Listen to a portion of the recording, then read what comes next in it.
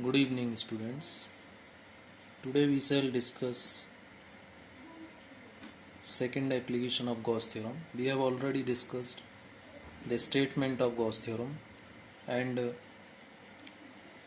first application of Gauss theorem to calculate electric field due to uniformly charged infinitely long straight wire. The expression for electric field was lambda upon 2 pi epsilon naught r for that wire. Now today we discuss the second application. Second application is electric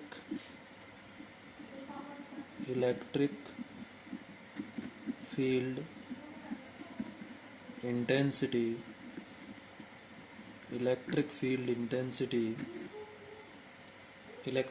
intensity due to a uniformly charged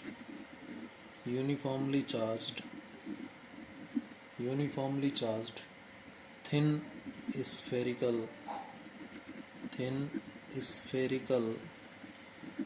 cell, or we can say hollow sphere. This is our today's topic for discussion. Electric field intensity हम calculate करना चाहते हैं. हम बात कर रहे हैं applications of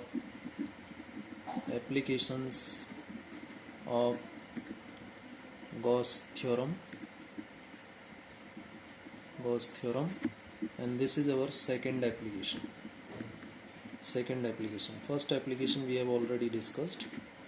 Second application is electric field intensity due to a uniformly charged thin spherical cell, or we can say hollow sphere. So first I consider a hollow sphere. Suppose this is the spherical structure, and positive charge is uniformly distributed over the surface of this sphere. Uniformly distributed means all the positive charges are at equal distances. We consider that the radius of this sphere is capital R. Capital R radius का हमने एक sphere consider किया है, और इस sphere की surface पर हमने एक पॉजिटिव चार्ज को यूनिफॉर्मली डिस्ट्रीब्यूट कर दिया है. Due to this spherical shell, जिस पर हमने यूनिफॉर्मली पॉजिटिव चार्ज डिस्ट्रीब्यूट किया है, के कारण हमें किसी पॉइंट जो कि इनसाइड द स्फेरिकल सेल यानी विद इन दिस रेडियस हो सकता है, इनसाइड दिस स्फेरिकल सेल इसकी सरफेस पर हो सकता है. नंबर 2. नंबर 3, वो पॉइंट आउटसाइड द स्फीयर हो सकता है. तीनों जगह पर हमें इलेक्ट्रिक फील्ड कैलकुलेट करके देखना है, और एक ग्राफ भी हमें लास्ट में प्लॉट करना है कि इलेक्ट्रिक फील्ड, और यदि हम डिस्टेंस ऑफ पॉइंट यानी जब हम पॉइंट को इनसाइड द स्फीयर कंसीडर करेंगे, सरफेस पर कंसीडर करेंगे, आउटसाइड द सरफेस कंसीडर करेंगे, आउटसाइड द स्फीयर कंसीडर करेंगे, तो graph between electric field and distance कैसा होगा वो बात करेंगे. तो first we are going to calculate electric field due to this sphere outside the sphere की हम बात करेंगे. तो हम उन्हीं स्टेप्स को वापस ध्यान में रख करते हैं कि जब भी हमें इलेक्ट्रिक फील्ड इंटेंसिटी कैलकुलेट करनी है यूजिंग गॉस थ्योरम, तो सबसे पहले हमें एनक्लोज्ड चार्ज देखना पड़ेगा कि चार्ज एनक्लोज्ड है या नहीं. अब यहाँ पर ये स्फेरिकल सेल पर पॉजिटिव चार्ज यूनिफॉर्मली डिस्ट्रीब्यूटेड है, बट ये एनक्लोज नहीं है, या आउटर सरफेस पर है. तो हमें एक गॉसियन सरफेस यानी क्लोज्ड सरफेस उसी स्ट्रक्चर का कंसीडर करना पड़ेगा. स्फेरिकल सेल था, स्फीयर था, तो स्फेरिकल स्ट्रक्चर का ही हमें एक गॉसियन सरफेस और क्लोज्ड सरफेस कंसीडर करना पड़ेगा. तो ये स्फेरिकल सेल जो कैपिटल आर रेडियस का है, उसके लिए हमने एक गॉसियन सरफेस कंसीडर किया है. इसे हम कहेंगे गॉसियन सरफेस. गॉसियन सरफेस, और इस गॉसियन सरफेस ने इस चार्ज को एनक्लोज कर दिया है, इस चार्ज को एनक्लोज कर दिया है। ओके, तो हम तीन बातें करेंगे।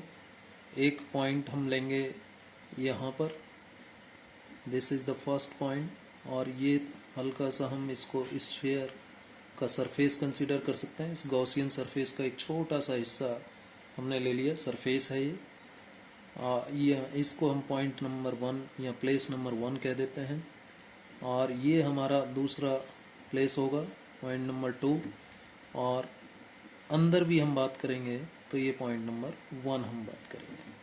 तो सबसे पहले हम बात कर रहे हैं electric field outside sphere, outside sphere. और स्फीयर हमने कैसा लिया, hollow, it means it is a spherical shell और स्फेरिकल सेल, ठीक है। तो आउटसाइड स्फीयर हमें कैलकुलेट करना है, तो आउटसाइड स्फीयर में आप जानते हैं क्या होगा, कंडीशन क्या होगी, this small r, what is small r, this is the point which is falling outside the sphere, means if I consider that this distance is small r, this distance is small r, and this point is P, where we want to calculate electric field. So here you see r is greater than capital R, it means we are talking about electric field outside spherical cell. Small r is greater than capital R, clear है सबको। Small are कहाँ है, इस capital R radius के sphere के बाहर है, it is just lying outside the sphere of radius capital R, and it is mentioned as point P. So at point P we want to calculate electric field, this is our first case, so we are going to calculate this electric field outside the sphere, means this condition, small r is greater than capital R, means small r is the radius of this Gaussian surface, or this Gaussian surface is outside the sphere which will enclose the charge, right? Okay, small r is greater than capital R. Now using Gauss theorem, we may write what, integration E dot ds is equal to total charge enclosed divided by epsilon 0, or this may be written as E ds cos theta, the dot product of vector E and vector ds, this is magnitude of vector E, ds is magnitude of vector ds, theta is an angle between E and ds, is equal to q upon epsilon 0. Okay, now we should be aware of what should be the value of theta here. Now we go to this point P, you see this is the surface that we have considered, and the area vector this ds for this surface will be in this direction, this is unit vector for this surface, and definitely the direction of unit vector will be the direction of area vector. And what about electric field, you see this charge is positive charge, this charge is positive charge, और कल ही हमने बात की थी कि positive charge से तो outward जाती है इलेक्ट्रिक फील्ड लाइन, तो यहाँ पर जो इलेक्ट्रिक फील्ड का डायरेक्शन होगा डेफिनेटली इस तरफ ही होगा, इलेक्ट्रिक फील्ड का डायरेक्शन इस तरफ होगा, क्योंकि इस सरफेस के परपेंडिकुलर होगा, इस सरफेस के परपेंडिकुलर मतलब इस डायरेक्शन में होगा। और देखिए ई और डी एस का डायरेक्शन यहाँ पर क्या आ गया, सेम आ गया, समझ में आया सबको। एक बार फिर देखते हैं, ये डी एस एक सरफेस है जो हमने इस पॉइंट पी पर कंसीडर किया है, इसका एरिया वेक्टर डी एस इस डायरेक्शन में होगा परपेंडिकुलर टू द सरफेस, और इस जगह इलेक्ट्रिक फील्ड का जो डायरेक्शन होगा इस पॉजिटिव चार्ज के कारण जो यूनिफॉर्मली डिस्ट्रीब्यूटेड है इस स्फीयर पर जिसका रेडियस कैपिटल आर है, इस सरफेस के परपेंडिकुलर इलेक्ट्रिक फील्ड होगा, यहाँ पर ऐसे होगा, यहाँ पर ऐसे होगा, इस जगह इस तरफ होगा, इस जगह इस तरफ होगा, इस जगह इस तरफ होगा, इस जगह इस तरफ होगा, इस जगह इस तरफ होगा। तो आप अलग से देख सकते हैं, जैसे ये स्फीयर है तो यदि आप यहाँ इलेक्ट्रिक फील्ड की बात करेंगे तो ऐसे होगा इलेक्ट्रिक फील्ड, क्योंकि पॉजिटिव चार्ज इस तरीके से डिस्ट्रीब्यूटेड है, पॉजिटिव चार्ज, तो हर जगह इलेक्ट्रिक फील्ड इस तरीके से आएगा। ये इलेक्ट्रिक फील्ड का डायरेक्शन होगा, इलेक्ट्रिक फील्ड ऐसे आएगा, ये इलेक्ट्रिक फील्ड का डायरेक्शन होगा। किसका डायरेक्शन होगा? इलेक्ट्रिक फील्ड का डायरेक्शन होगा। और इस सरफेस का ये छोटा सा हम एरिया ले लेते हैं, तो एरिया वेक्टर भी उसी डायरेक्शन में आएगा जिस डायरेक्शन में इलेक्ट्रिक फील्ड है। अलग अलग जगह पर ई और डी एस का डायरेक्शन सेम होगा, ये देखिए सेम होगा, सभी जगह ई और डी एस सेम आ रहा है। क्लियर है? तो theta, what should be theta? Therefore theta should be equal to 0, theta should be equal to 0, isn't it? Theta का वैल्यू क्या हो जाएगा? 0 हो जाएगा। क्यों 0 हो जाएगा? 0 क्यों हो जाएगा? क्योंकि यहाँ पर थीटा का वैल्यू 0 क्यों हो गया? क्योंकि इलेक्ट्रिक फील्ड और डी एस दोनों का डायरेक्शन सेम है, तो theta is 0।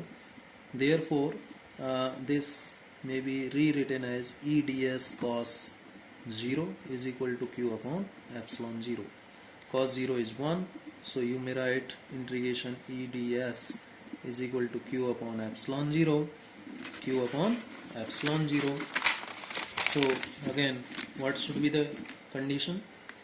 Or E may be taken out, integration ds is equal to q upon epsilon 0, or you can say E, what is ds? What is ds? Area, area किसका? Area, ये area किसका? जो sphere आपने consider किया था, this was the sphere. और sphere किस कौन सा स्फीयर? ये वाले स्फीयर की बात हो रही है। इस गॉसियन सरफेस से जो स्फीयर फॉर्म हो रहा है उसकी बात हो रही है, क्योंकि हमने पॉइंट यहाँ कंसीडर किया है। तो ये डिस्टेंस कितना है? इस सेंटर से सेंटर को यदि हम O मान लें, इस O से P का जो डिस्टेंस है वो R है। तो रेडियस इस स्फीयर का, जो गॉसियन सरफेस के द्वारा स्फीयर बन रहा है, इसका रेडियस कितना है? R, और हम इसी जगह की बात कर रहे हैं। तो स्फीयर का जो एरिया होगा भाई, स्फीयर का एरिया जो होगा ds, this will be the sphere area of sphere having radius small r, और स्मॉल r रेडियस के स्फीयर का एरिया कितना होता है? 4 pi r square. So integration ds की जगह ये हो जाएगा total area q upon epsilon 0, और यू कैन से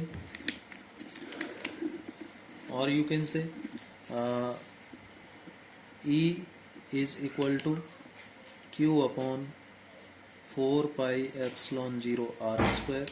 यदि हम इसको इधर ले जाए नीचे, या फिर आप लिख सकते हैं E is equal to 1 upon 4 pi epsilon 0 q upon r square. तो ये इलेक्ट्रिक फील्ड की वैल्यू आ गई।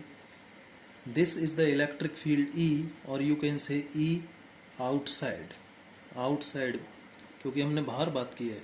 इसको आप इस तरीके से भी लिख सकते हैं 1 upon 4 pi epsilon 0 q upon r square. तो जो बाहर इलेक्ट्रिक फील्ड है, अब यहाँ पर 1 अपॉन 4 पाई एप्सिलॉन 0 तो कांस्टेंट है, और ये कौन सा कांस्टेंट है? ये आउटसाइड यदि हम बात करें तो इसको हम k लिखते हैं, और q चार्ज है, magnitude of charge upon r square. तो यहाँ से सिंपली क्या रिलेशन आ गया? E is inversely proportional to r square. इसको दो तरीके से बोल सकते हैं, E is inversely proportional to r square, और E is directly proportional to 1 upon r square, right. यानी हम यहाँ पर ग्राफ प्लॉट करना चाहें, यदि हमने इधर r स्क्वायर लिया है और इधर E लिया है, तो इसका ग्राफ कैसा आएगा? इस तरीके से आएगा। सॉरी, ये टच नहीं होगा, कभी भी ये टच नहीं होगा, इस तरीके से जाता रहेगा, लेकिन कभी टच नहीं होगा, इस तरीके से। और यदि मैं ग्राफ प्लॉट करूँगा 1 अपॉन r स्क्वायर और E के बीच, 1 अपॉन r स्क्वायर और E के बीच ग्राफ यदि प्लॉट करेंगे तो कैसा आएगा? स्ट्रेट लाइन ग्राफ आएगा, क्योंकि E और 1 अपॉन r स्क्वायर तो एक दूसरे के डायरेक्टली प्रोपोर्शनल हैं, तो स्ट्रेट लाइन ग्राफ आएगा। E एंड r स्क्वायर एक दूसरे के इन्वर्सली प्रोपोर्शनल हैं, इसलिए ग्राफ इस तरीके से आएगा। चलिए, यहाँ तक क्लियर होगा। आगे हम बात करते हैं, आगे हम बात करेंगे नंबर 2 पॉइंट। नंबर 2 हम बात कर लेते हैं, at a point on the surface of sphere at a point on the surface of sphere. तो सरफेस ऑफ स्फीयर पर क्या होगा कंडीशन? यदि हम, ये स्फीयर था हमारा, ये स्फीयर था, this was the sphere of radius capital are, ये सेंटर पॉइंट था, यहाँ पॉजिटिव चार्ज यूनिफॉर्मली डिस्ट्रीब्यूटेड था, ये पॉजिटिव चार्ज यूनिफॉर्मली डिस्ट्रीब्यूटेड था, और ये हमने गॉसियन सरफेस कंसीडर की थी जिसका रेडियस स्मॉल आर हमने लिया था। और यदि हम सरफेस ऑफ स्फीयर की बात करते हैं, surface of sphere, surface of sphere means इस सॉलिड लाइन के ऊपर हमें इलेक्ट्रिक फील्ड चाहिए, तो स्मॉल आर का वैल्यू किसके बराबर हो जाएगा? कैपिटल आर के बराबर हो जाएगा, क्योंकि सरफेस की बात हो रही है। तो small are is equal to capital R. So what can be written now? What can be written now? बी में right, small are is equal to capital R, small are is equal to capital R. So using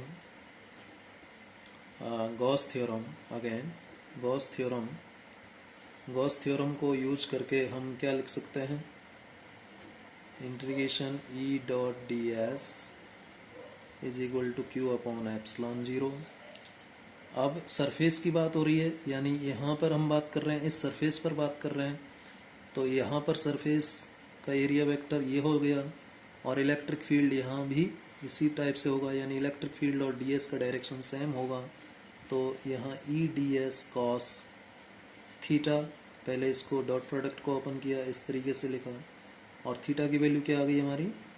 correct, zero, cos zero is equal to Q upon epsilon zero. Cos zero is 1, E को बाहर ले लिया, integration d S is equal to Q upon epsilon zero, और इससे क्या लिख देंगे? E D S का मतलब अब एरिया कितना होगा? 4 पाई। अब सरफेस की बात हो रही है, तो small are is equal to capital R, तो कैपिटल आर स्क्वायर आ जाएगा, क्यू अपॉन एप्सिलॉन जीरो, और यहाँ से ई का वैल्यू कितना आ जाएगा? 1 upon 4 pi epsilon zero q upon r square. मतलब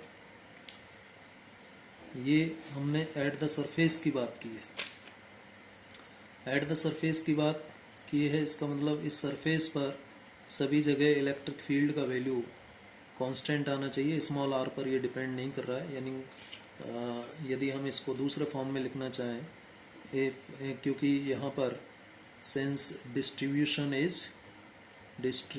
किसका distribution? Distribution of charges is कैसा?